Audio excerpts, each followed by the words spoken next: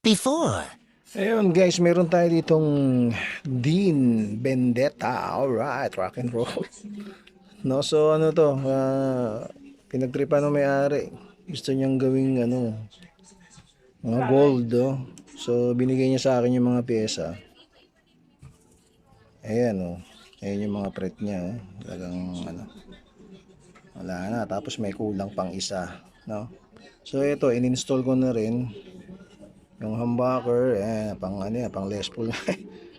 Okay, nilagyan ko ng ground. Wala kasi siyang ground. Binaon niya kaagad tong itong mount ng lagay ng string, no, ng bridge. Binaon niya kaagad. Ginround ko na lang diyan. Ayan, okay na yan. Bali na wiring ko na to. Tapos na yan. At nakasara na. Ayun, pinagtipan niya yan DIY. O, ayan. So, ang main problem is ito. Tapos na yung unang problem. Ito naman. So, dapat mapakintab natin to. Okay? Alright. Benedetta. After. At guys, ito na ang Benedetta natin. Ready for strings na siya.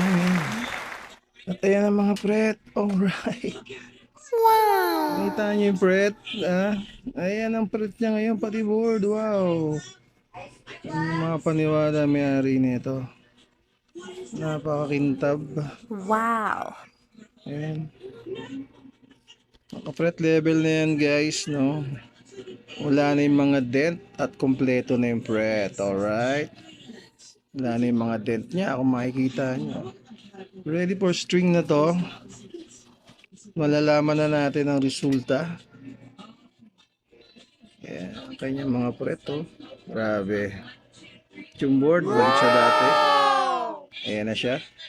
Okay, ready for string. Nakabang na tayo. Ito na yung kanyang bridge. Kanyang saddle. Okay. All good na to. Wiring na natin.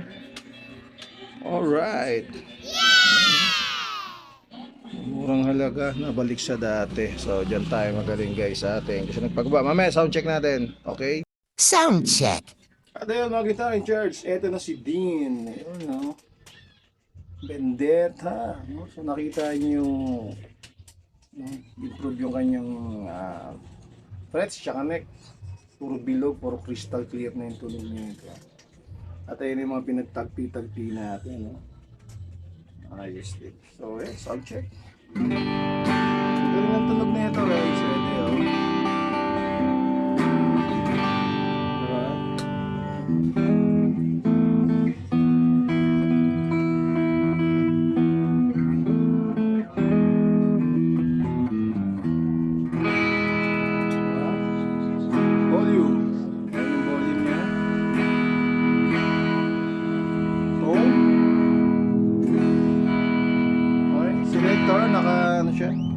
Connect. Gitna natin. Okay, gitna. Bridge.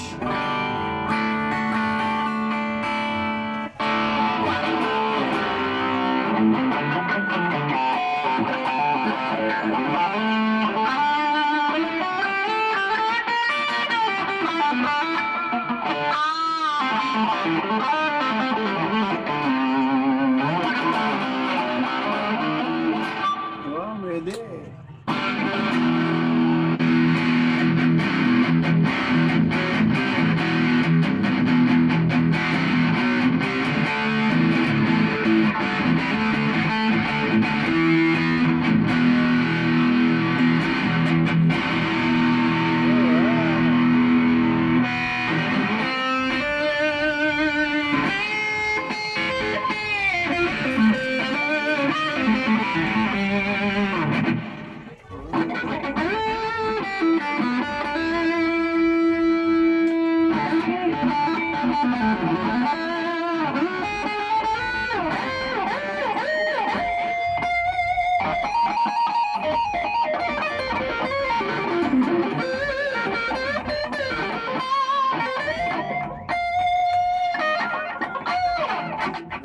Nasabit.